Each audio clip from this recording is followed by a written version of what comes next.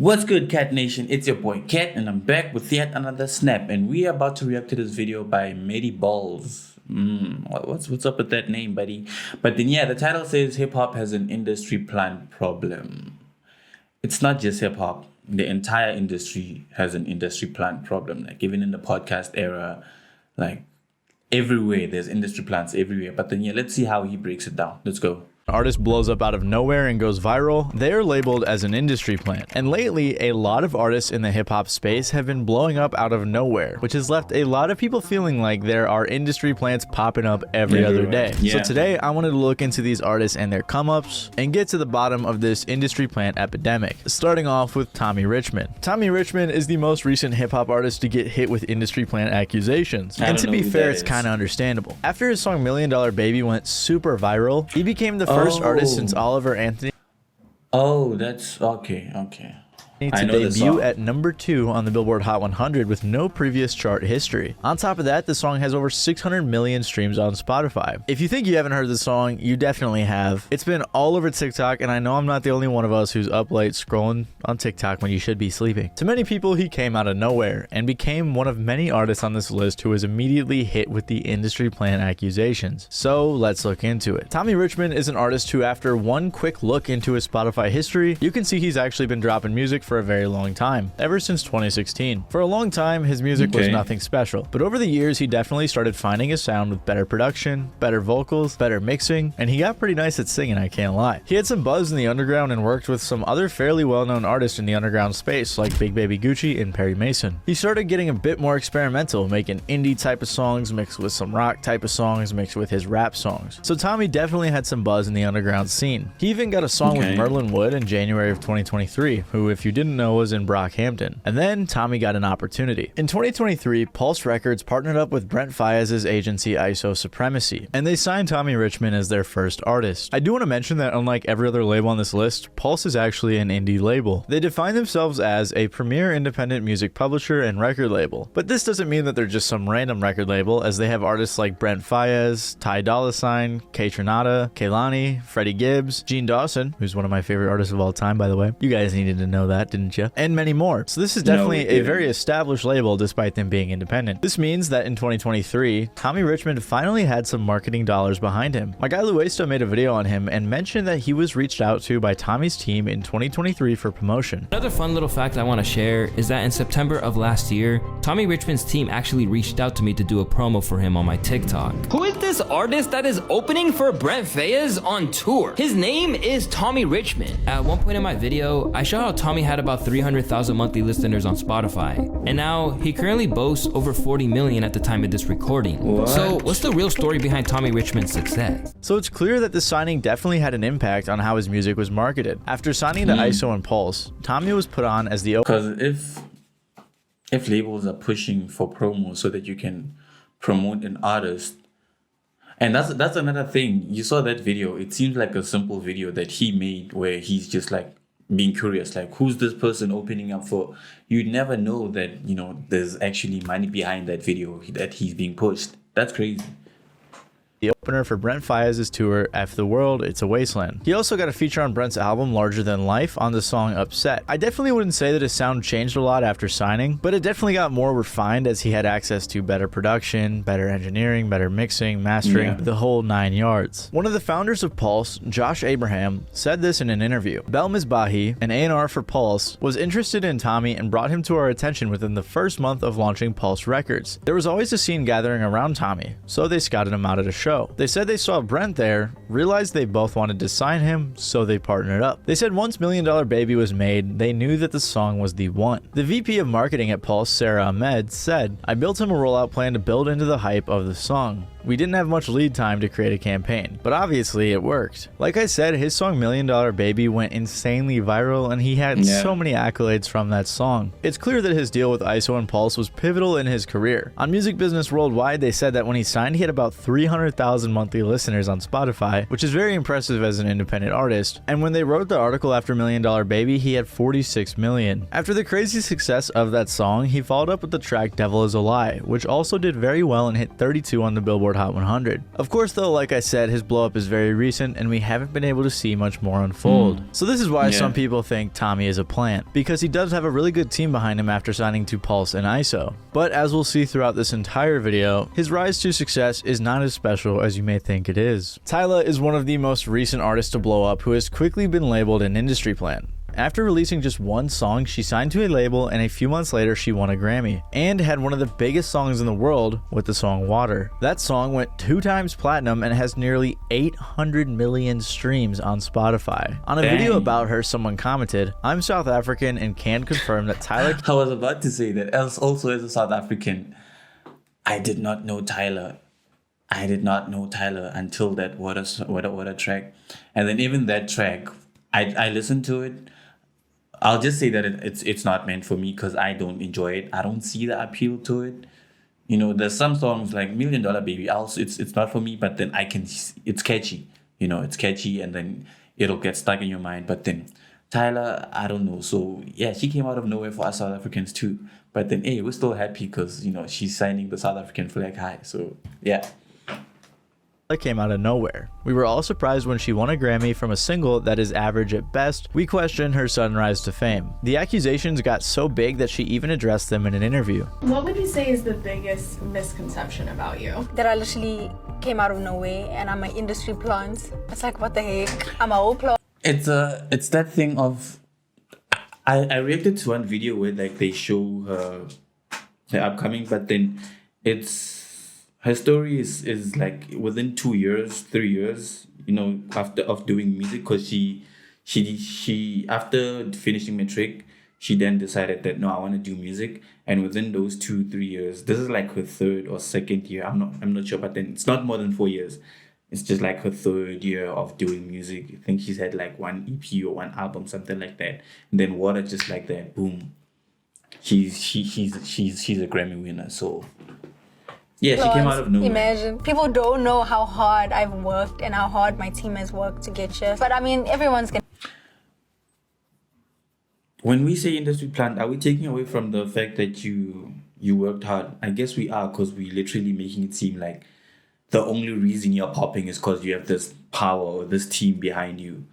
So, but then yeah, Tyla has an amazing team. I think McG pointed that out, that Tyla has like a huge and brilliant team behind her. So hey man, it's gonna get that comes up from a social media viral moment, so it's understandable, but one day we'll tell the story for real. Well, too bad, Tyla, because I'm telling the story. Also, before you commented, I know Tyla's not a rapper. That's obvious, you didn't have to tell me. But she's definitely involved in the hip-hop space. She's a hip-hop adjacent artist, as she's worked with artists like Travis and Gunna. She went on Kai's stream like many rappers do, and she's well known in the scene. Anyways, Tyla started out as any other artist, making music and posting it all over her social media. The first video on her YouTube channel is from 11 years ago when she was a kid, and she had already started posting herself singing. I did not know that.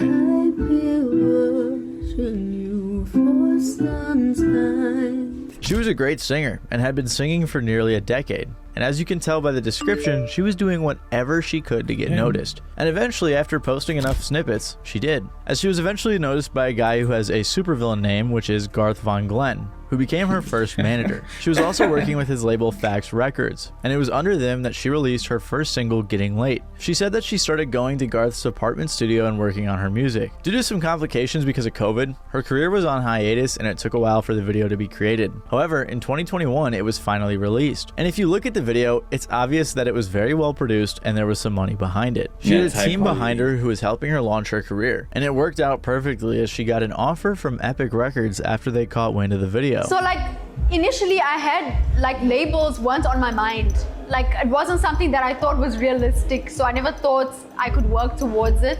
So I was literally just making music, and when I dropped the video for Getting Late, all the labels literally reached out. There was a whole bidding war. Like it was crazy, and yeah, Epic was the one I went with.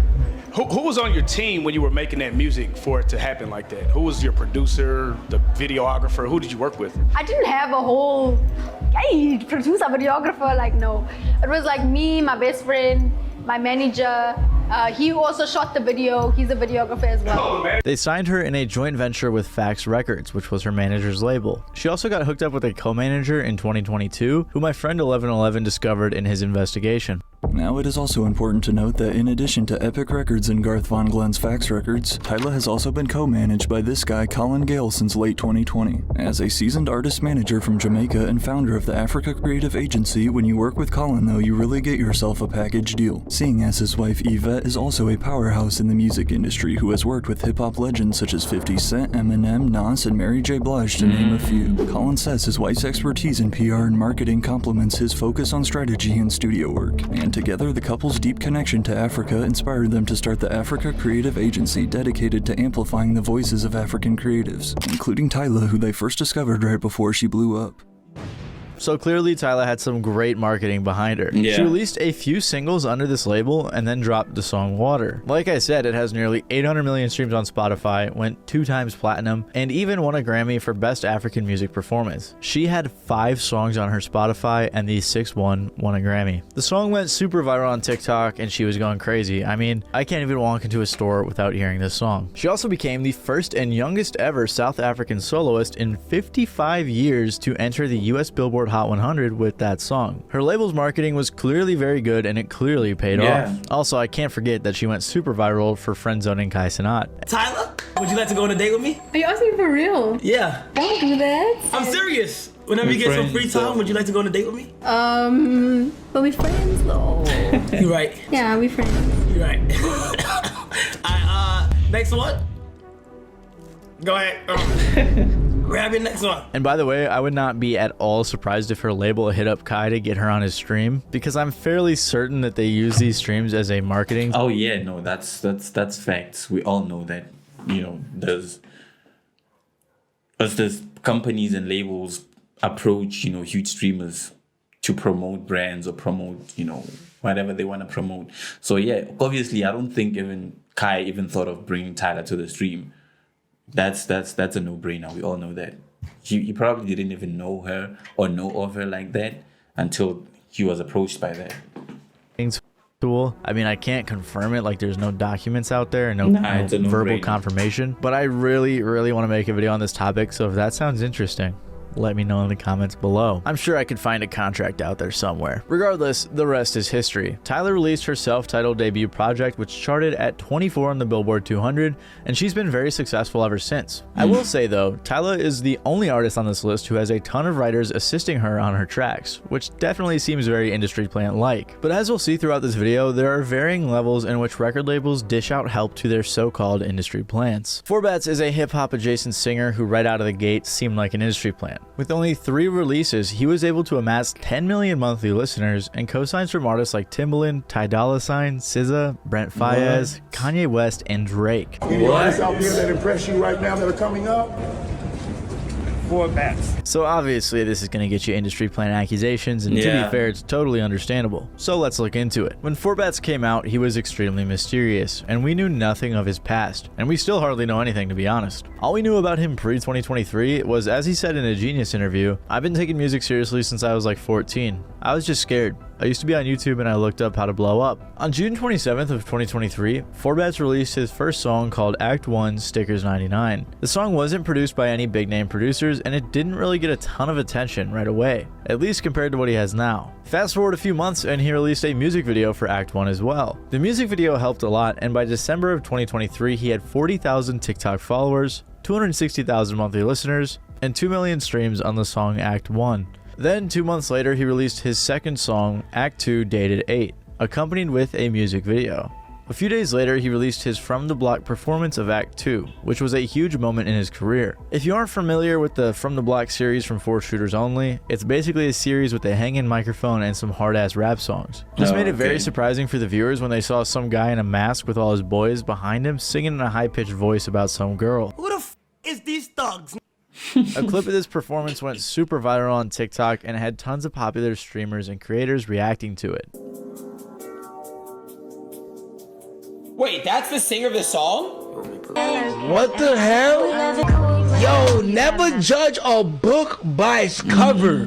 The marketing idea of juxtaposing 4Bats' look with the song was an amazing idea that worked out super well, and it aided in the song going viral. However, because the marketing was so clever, people automatically assumed that 4Bats had some type of help. Regardless, like I said, the song was going crazy. He had Robin Thicke doing a cover of the song. The song debuted at 77 on the Billboard Hot 100 and later rose to 59. And it even got a remix from Drizzy Drake, which then hit number 7 on the charts. 4Bats decided to sign a 1 EP deal to OVO Sound, through which he later released his debut mixtape You Made Me a Star on May 3rd of 2024. It wasn't nearly as viral as his previous song Dated 8, but it did debut at 30 on the charts. And what's even crazier is that the song On God She Like got a remix from Kanye West. And I'm not gonna lie. You see now, this is where things start getting a bit shaky, because like how are you getting recognition from all of these big artists suddenly want to work with you?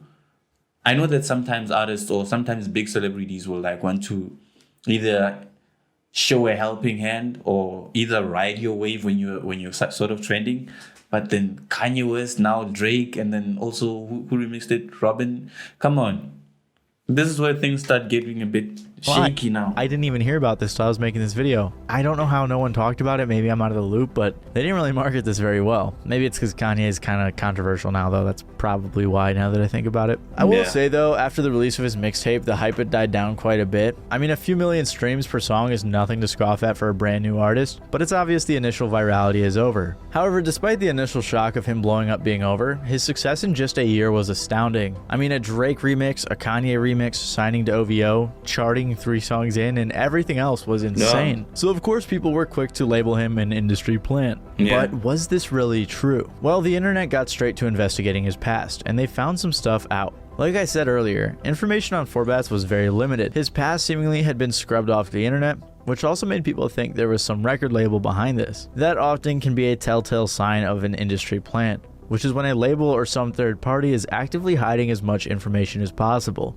Anyways, the first piece of information the internet detectives dug up was his management, specifically his main manager, Amber Baker. Amber Baker, or Ambrogie as she goes by online, is a creative strategist and content producer, according to her LinkedIn. She currently works at RCA Records and said she has experience working with labels like Atlantic, Capitol, Sony, and more. She has also worked with artists like Gunna, Future, The Weeknd, Gucci Mane, Lil Baby, Doja Cat, and many more. We also know, thanks to my boy 1111 on YouTube, that Amber is amazing at creating an image for an artist. Look, it's an experience. Exactly. Controlling the narrative. I'm passionate about that. I went to HBCU, went to Howard. 11 was also able to find her Pinterest, which has a collection of posts titled The 5 Acts of 4Bats, which has a ton of images she used for information to help craft his image. But this doesn't piece together exactly how he got these connections. It could have been nepotism, it could have been some industry plant type of deal, or it could have been organic. So in my previous video, I decided to launch my own investigation, and I'm pretty sure I pieced it together. The first thing I found was a SoundCloud account with some music that sounded a lot like 4Bats.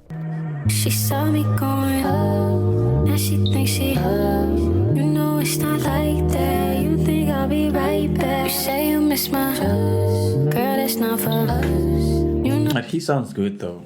I've never heard of him. This is the first time I hear it, and it seems like if this is him, he sounds kind of good. No, it's not like that. You think I'll be right back. The account was called Spidey, and I also found a TikTok account with the same name posting the same music. It turns out that only 4Bats follows this account, which led many people to think it was him, which makes sense because they do sound similar. But strangely enough, Spidey was in the comments saying he wasn't 4Bats. Then I found his old TikTok account, which helped me solve what I believe happened. On this account, he is seen promoting his first song with his Instagram in his bio. He has 238 followers and 8,000 likes, but no videos, which makes me think he got some buzz on his first song, but later privated all of the videos. If we go to his following, he follows Spidey, Demo Disc, a person who promoted his song, and Elena's Faves. Elena is a creator who posts underrated songs and has over 80,000 followers on TikTok. And in August of 2023, guess whose song she posted? Of course, it was Act 1 by 4Bats. This video got over 400,000 views and almost 40k likes. And I'm willing to bet one of the people that heard this was 4Bats' manager, Amber. If you think that's a stretch, you should probably consider how many people at record labels, especially A&Rs, are following accounts like these. 4Bats himself even said to Billboard, I needed to shoot a video for stickers, so I was just going about trying to shoot a video and a lady hit me.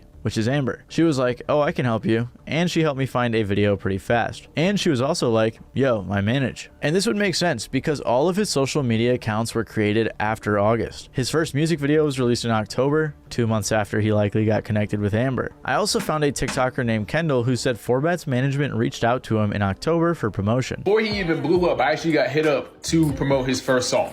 I'm talking about this song had 0 plays to start out. The guy who hit me up was Mr. Tastemaker on Instagram. Pretty cool guy in the time frame I've gotten to know him. Here's him congratulating me on some of my, milestones. If you can see it, this says October 10th, and then down there it says it's for our artist named Forbats. Then here's him sending me. Damn, dog, there's a lot of things going behind the scenes that we just don't see.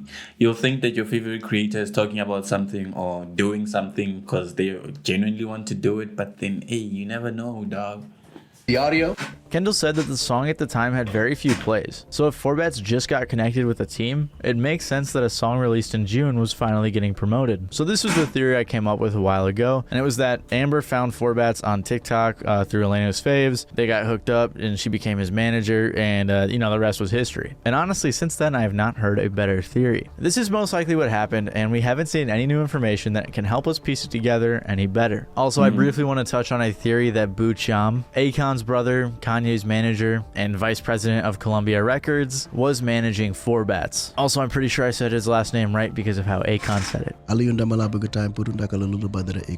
However, there's no proof that Boo is Forbats' manager other than him following Forbats on Instagram, which isn't too crazy as he follows some other underground artists I like, but I did want to mention this because Boo actually comes into play later in this video. So keep that in mind. I got a lot of things you guys got to remember this video, so I hope you're doing all right. Feel free to take notes if that helps you. Since my previous video, Forbats has done a handful of interviews and revealed a few characteristics about himself that were unknown at the time. Along with that, he has also addressed the industry plant accusations a couple of times. I ain't gonna hold you, like, I'm a nigga on the hood. I don't know about no industry plant.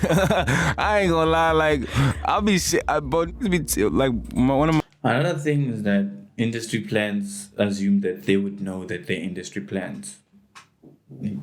Who said that they're going to tell you that, okay, we want to use you as an industry plan? No, they will not do that.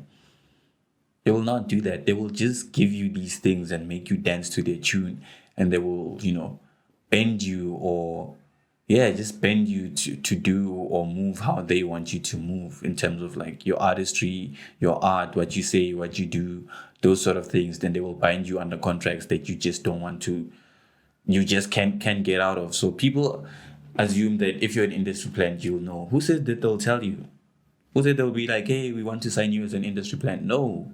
But then some things, and I'm not saying that he is, because like I said, I don't know him, so I can't speak. But then the things that he's saying are just shady, like the things that the guy's saying. But then, I lost my train of thought. But then, basically what I'm trying to say is that industry plants will not know that they're industry plants. They will not just come to you and say, we want to be an industry plant. That's not how it works.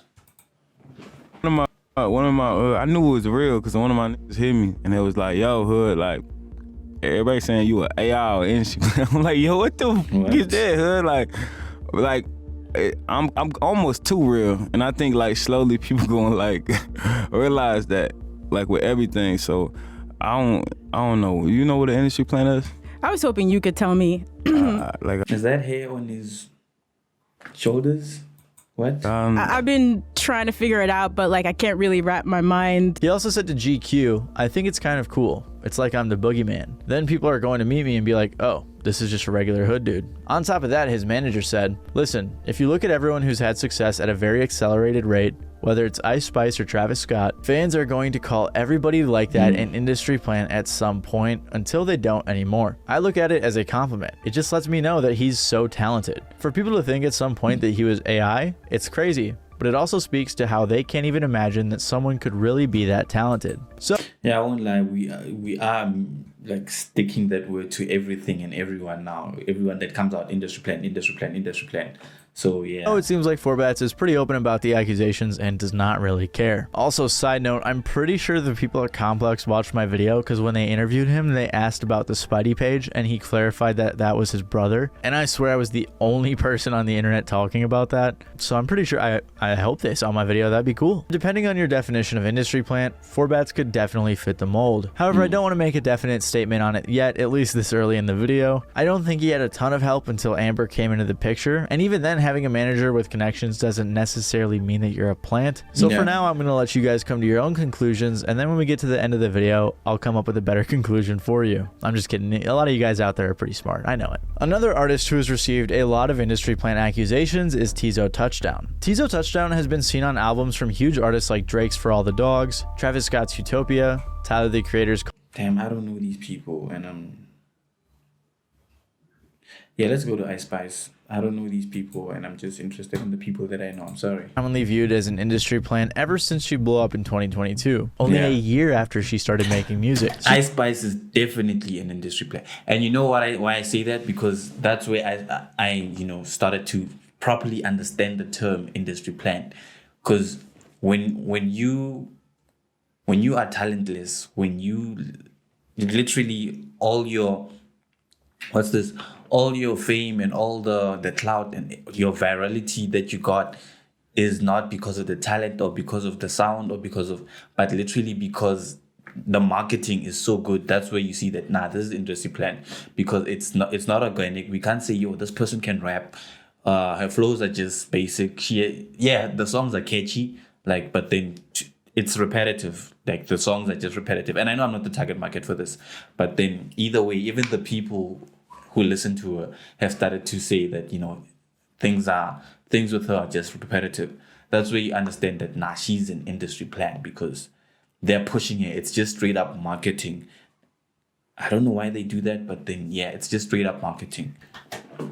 She's been established for a while now, and I'm sure most of us are familiar with her, but her come up was very fascinating. Ice Spice started making music in 2021 while she was still in college. During her freshman year of college, she met the producer Riot USA, and they eventually started making music together. She actually went viral first on Twitter and TikTok for a video of her doing a TikTok dance. After that video went viral, she released her first song, Bully Freestyle, in March of 2021, and continued releasing music from there on out. She utilized TikTok to promote her music, and it definitely helped with the type of videos she was posting. She was slowly but surely building a decent following on SoundCloud, Instagram, and all her other socials. Most of her early music was produced by Riot USA. Make sure to keep his name in mind going forward. Anyways, in August of 2022, Ice Spice released the song Munch, which, as we all know, absolutely blew up. It was released on WorldStar, was played on radio stations like Hot 97, and was going majorly viral. Before the song actually even released, Drake tapped in with Ice Spice and told her he was going to play the song on his radio station. The DM then was supposedly leaked, but that obviously raised some suspicion from people who think it was intentionally leaked as some sort of label promo strategy. Drake also mentioned her On the Radar freestyle, which was a freestyle she did with On the Radar Radio, and it is somewhat interesting how she was getting all these connects with media outlets before her major blow up. But I mean, it's also possible they were tapped in early and just liked her music. Anyways, about a month after Munch released, she signed a record deal with 10K Projects. Following her viral song Munch, she released Bikini Bottom, her debut EP with the song In Her Mood. Then later she released the song Boy's a Liar Part 2 with Pink Pantheress. Ice Spice was on a crazy roll and was pulling in tons of streams on all of her songs. She most recently released her album Y2K and has worked with people like Travis Scott, Gunna, Central C, Nicki Minaj, and many more throughout her career. But honestly, all of this sounds pretty organic, so how is she even a plant? Well, after I did some digging, I may have found an answer. First of all, the guy I mentioned earlier, Riot USA, the dude who produced all of her original music, has some industry connections. He said his mom used to work in the music industry, and I'm not sure what she did and if she still does, but he also said that his dad is DJ Enough from Hot 97, one of the stations that promoted the song Munch. DJ Enough is known for being Biggie's road DJ and also helped promote artists like 50 Cent, Kanye, and Future in their early careers. So with all the connections Ice Spice had early on, it is possible that she had some help from some people in the industry because of Riot. On top of that, she definitely had some confirmed help beginning in April of 2022 after working with Stefan Dupree, a manager and A&R. He said in an Instagram post, "I knew Ice Spice was going to make an impact when I came across her on TikTok 6 months ago. First day I came across her, I sent her music to my brother Tory Lanez, and he saw what I saw. Shout out to my brother James Roseman for doing a great job with managing her. He also posted a picture of Ice's DMs with Tory Lanez talking about how Stefan put Tory on to Ice Spice. Stefan is responsible for finding other artists too, such as Bryson Tiller and Jake. It's hard to say how well connected all of these guys are, but I think it's safe to assume that in April of 2022,